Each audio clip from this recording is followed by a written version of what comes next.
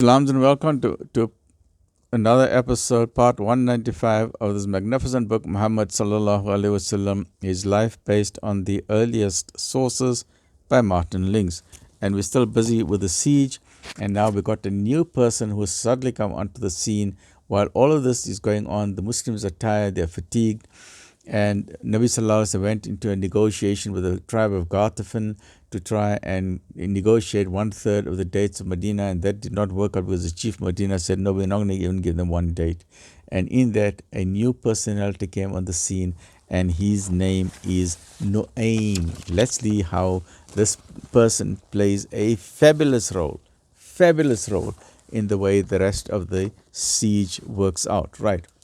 So the third Ghatafanite ally of Quraysh was the clan of Ashja, to which Nu'aym belonged, the man whom Abu Sufyan and Suhail had bribed to intimidate, if he could, the Muslims from keeping their promise to meet the Meccans at the second Badr.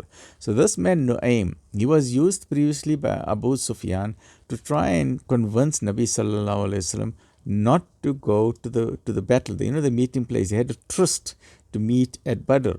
So this fellow Nu'aym, he is known throughout Arabia as a highly skilled negotiator. You get these people like in world politics.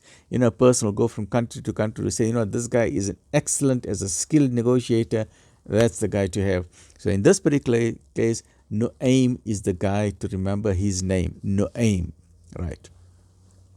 His stay in Medina had profoundly affected him. So when he went to Nabi Sallallahu Alaihi Wasallam at that stage, this was previous year, to try and tell Nabi Sallallahu Alaihi Wasallam, please don't go to Badr.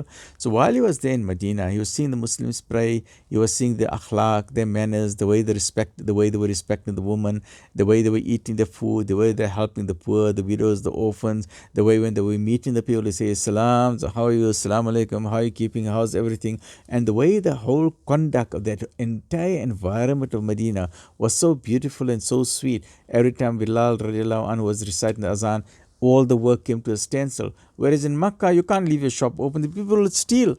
And he was shocked and amazed. Here in Medina, they're leaving the shops open and no one is stealing. Why? Because they got a way of taqwa that God is watching. You can't steal. Right? So he said, what an amazing type of life. He said the life in Medina is totally different from Makkah. So it made Nu'aym think. So while he was in Medina, his stay in Medina profoundly affected him. And it was therefore with mixed feelings that he had now come out with the rest of his clan to support the Meccans on this occasion. So he did not feel right being part of the Ghatafan to now attack Medina. He said, but these people are so good people. I know them. I stayed with them. I live with them. They are good people. Why are we attacking them? So he was not happy. So even though he was part of the enemy forces, he was not happy. He said, I just don't feel right. We're not doing the right thing. So he was staying on the side of truth, right? And history will judge him accordingly, that he stood on the side of truth. Even though he was single, he did not care that 10,000 of them were wrong. He said, I'm going to stand on the side of the truth. My heart tells me, no, this is not right what we are doing. 1 against 10,000. And this one, he's the one who changed the course of history. SubhanAllah. Let's listen to this fabulous story, right?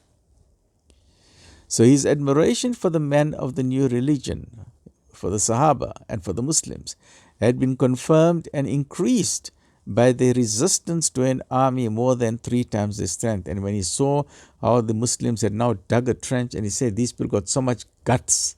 There's only 3,000 of them, and now they're facing us an army of 10,000. And we now got the Jews also against them. He said, absolutely amazing people. Where are they getting the strength from? Where is this yaqeen coming from?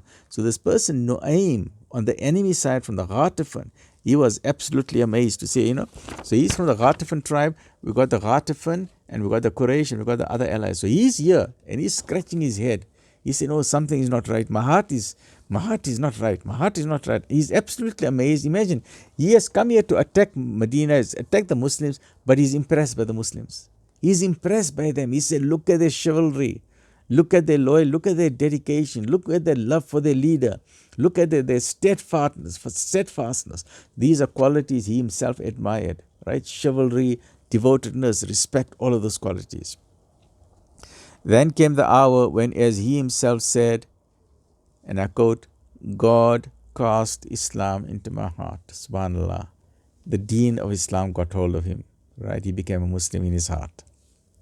And that night, it was almost immediately after the project of a separate truce with Ghatafan had been abandoned, he made his way into the city and thence to the camp, where he asked. So he came quietly, he came to the trench, asked them, "You want to see?" As a single individual, they allowed him to go inside, met Nabi, they took his weapons away, met Nabi Sallallahu Alaihi Wasallam because he wanted to speak to Nabi Sallallahu Alaihi Wasallam. And because he was part of the Ghatafan, the Sahaba knew that, okay, negotiations are ongoing with Nabi Sallallahu Alaihi Wasallam and the Ghatafan. So he went to the Prophet Sallallahu Alaihi Wasallam, and the Prophet Sallallahu Alaihi Wasallam asked him, "What has brought you here, O Nu'aym?" And Nu'aym answered, "I have come to declare my belief in thy word and testify that thou hast brought the truth. So bid me to do what thou wilt, O Messenger of God, Ya Rasulullah. Tell me what to do and I will do it. I am giving my shahada now. Ashhadu an la ilaha illallah wa ashhadu anna Muhammad abdu wa Rasulullah sallallahu alaihi wasallam. Even though I am part of the enemy, I am now on your side and I will do whatever you tell me to do. You give the order and I will follow it." Look at that, subhanallah. So he said, "Ya Rasulullah, O Messenger of God, for you have but to command me. Just command me. Just tell me what to do and I will fulfill it immediately. Whatever you request, I will do it. My people and others know not of my Islam." So say, "I've done this in secret, Ya Rasulullah. My people do not yet know that I have become a Muslim. This is a secret between you and me. Khalas. The enemy, 10,000 people don't know that I have come secretly to confess my Islam to you. Nobody knows about this. I have now come, but now I am at your service. If you want information, I will give you information. If you want me to help in any way whatsoever, you know that I'm a skilled negotiator. Use my intelligence, use my experience." So he's laying all his abilities, his talents, and his skills. And Nabi Sallallahu Alaihi Wasallam knows this guy. He knows this guy is an absolutely skilled negotiator. So Nabi Sallallahu Alaihi Wasallam said, no, he knows in the same way. When Hamza radiallahu anha came into Islam, Islam got strengthened. When Umar bin al-Khattab came into Islam, Islam got strengthened. Now when this Nu'aym is coming into Islam, Islam got strengthened. And we will see in what way Islam got strengthened. And later when Khalid bin Walid became a Muslim, Islam got strengthened. And Islam, and Nabi Sallallahu Alaihi Wasallam always say that those who are the best in Jahiliyyah, when they come into Islam, they become the best in Islam because they come with all their skills. They come with their knowledge. Because let us say if a neurosurgeon who's not a Muslim, the world's best neurosurgeon who's not a Muslim, then eventually he becomes a Muslim, but he's bringing his skills as a neurosurgeon into Islam. Khalas. Then he becomes the best now, a best Muslim neurosurgeon. So this is how Islam says, by bringing the best, like you get an astronaut who's an atheist, and that astronaut knows how to fly to the moon, goes to fly to Russia, to Mars. And when that astronaut becomes a Muslim, he becomes a Muslim astronaut who's flying. He's no longer an atheist, he becomes a Muslim, subhanAllah. So Naim says, putting himself to the service, he says, "Ya Rasulullah, tell me what to do. Tell me what to do and I will do it for you because I've got